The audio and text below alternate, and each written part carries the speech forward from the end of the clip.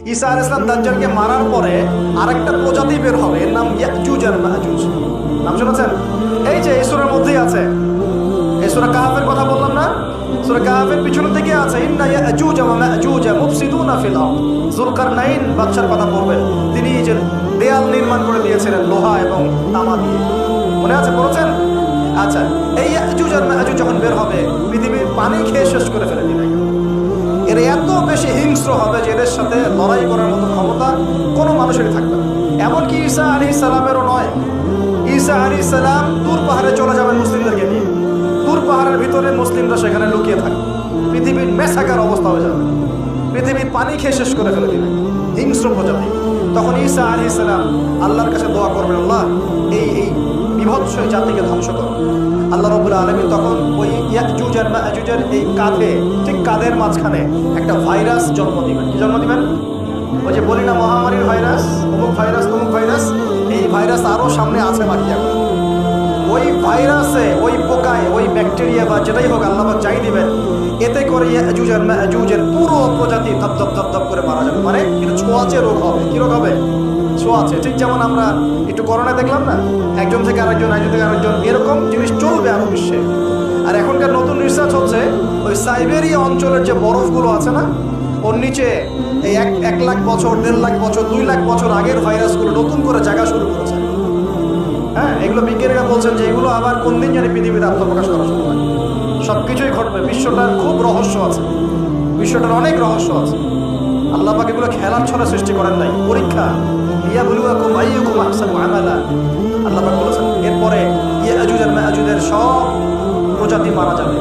নবীজি বলছেন জমিনে কোনো জায়গায় ফাঁকা থাকবে না, সমস্ত জায়গাতেই ওদের দেহ পড়ে থাকবে। আল্লাহু আকবার। এরপরে ঈসা আলাইহিস সালাম আল্লাহকে বলবেন, আল্লাহ জমিনটাকে পবিত্র করে দাও। আল্লাহ পাক কি করবেন জানেন? বড় বড় নখরওয়ালা, বড় বড় নখ আছে, নখ দেখেছেন? বড় বড় নখওয়ালা একটা স্পেশাল প্রজাতির পাখি আল্লাহ পাঠাবেন। কি পাঠাবেন?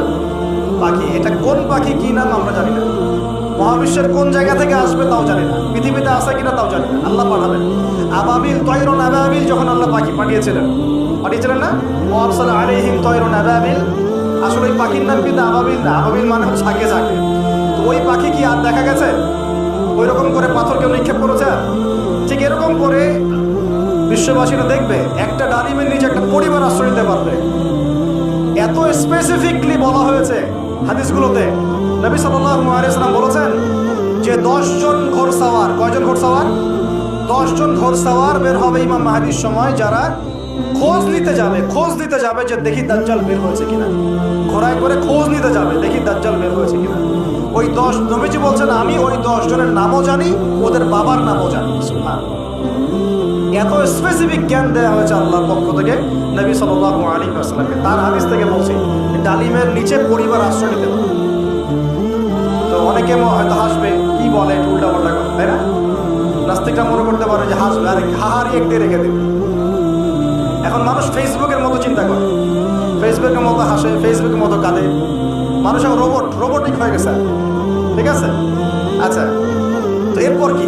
এরপরে বরকতের এই সময়টা শেষ হয়ে যাবে কখন? যখন মানুষ আবার সেই জেনা, পাপ, শিরক, কুফর এগুলোতে লিপ্ত হবে। আল্লাহ রাসূল বলছেন এমন একটা মানুষও বাকি থাকবে না, একটা মানুষও না যে খালি লা ইলাহা ইল্লাল্লাহ কালিমাটা পড়তে জানে, এমন একটা মানুষও বাকি থাকবে না বলেন রাসূল। ওরা হবে এই পৃথিবীর সবচেয়ে নিকৃষ্ট মানুষ। ওদের চেয়ে নিকৃষ্ট কোনো মানুষ এই পৃথিবীতে হবে না।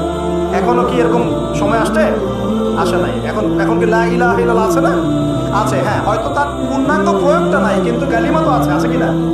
তখন নবীজি বলছেন এমন একটা যুগ আসবে যে লা ইলাহা ইল্লাল্লাহ বলার মতো একটা মানুষ খুঁজে পাওয়া যাবে না। আর মানুষ রাস্তাঘাটে কুকুরের মতো জেনা করবে।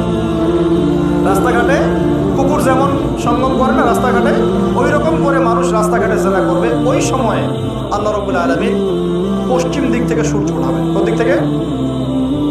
সূর্য সত্যি সত্যি পশ্চিম দিকে উঠবে।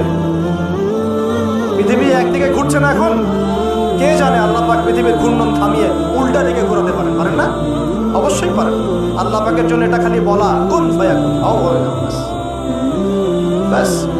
আমি কয়েকদিন আগে রিপোর্ট দেখেছি পৃথিবীর নিচে কিন্তু আগুনের স্তর আছে। আচ্ছা, জানেন তো পৃথিবীর নিচে আগ্নেয়গিরিগুলো আছে।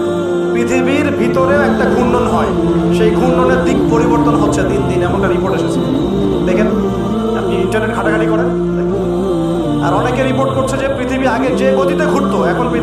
ঘূর্ণন গতি একটু বেড়ে গেছে। দেখেন রিপোর্ট থেকে ঘূর্ণন গতি বেড়ে যাওয়ার মানে হচ্ছে টাইম দ্রুত পাস করবে। আর শেষ জামানার হাদিস এটাও আছে, সময় দ্রুত পাস করবে, আছে না? এটা হাদিস আছে। তো প্রিয় ভাইরা, এই সময় মানুষ খারাপ হওয়া শুরু করার পরে এমন খারাপ হবে আল্লাহর নাম নেওয়ার মতো কোনো মানুষ থাকবে না, আল্লাহ আল্লাহ বলার মতো কোনো মানুষ থাকবে না। তখন পশ্চিম দিক থেকে সূর্য উঠবে। কিভাবে কিয়ামত হবে? নবীজি বলছেন, একজন ব্যক্তি পানি খাওয়ার জন্য পাত্রটাকে মুখের সামনে নিবে, পানি গিলতে পারবে না, কিয়ামত হয়ে যাবে। إذا وقعت الواقعة ليس لوقعتها كاذبة القارعة ما القارعة وما أدراك ما القارعة আছে না? عما يتساءلون عن النبأ العظيم। কত সূরা আছে কিয়ামত সংক্রান্ত, পড়ে দেখেন। إذا زلزلت الأرض زلزالها وأخرجت الأرض أثقالها إذا الشمس كورت وإذا النجوم انكدرت। এই সূরাগুলো পড়ে দেখেন। আম্মা পাড়ার শেষ পাড়াটা, যেটা 30তম পাড়া, এই সূরাগুলো পড়ে দেখেন। কিয়ামত চোখে দেখতে পারবেন ইনশাআল্লাহ। সিংহায় ফুঁক দেওয়া হবে। আল্লাহ পাকের ফেরেশতার এত ক্ষমতা আল্লাহ দিয়েছেন, একটা ফুয়ে পুরো মহাবিশ্ব ধ্বংস হয়ে যাবে ইনশাআল্লাহ। চারটাখানি কথা নাকি? দ্বিতীয় ফুৎকারে আবার সবাইকে জীবিত করা হবে। এবং এই যে দুনিয়ার জীবনটা আমরা কাটাচ্ছি, এই 30, 40, 50, 60, 100 বছরের জীবন, এই জীবনের এক একটা হিসেব আল্লাহর সামনে দাঁড়িয়ে সেদিন দেওয়া লাগবে। অতএব এই দুনিয়ার জীবনটাতে প্রস্তুতি গ্রহণ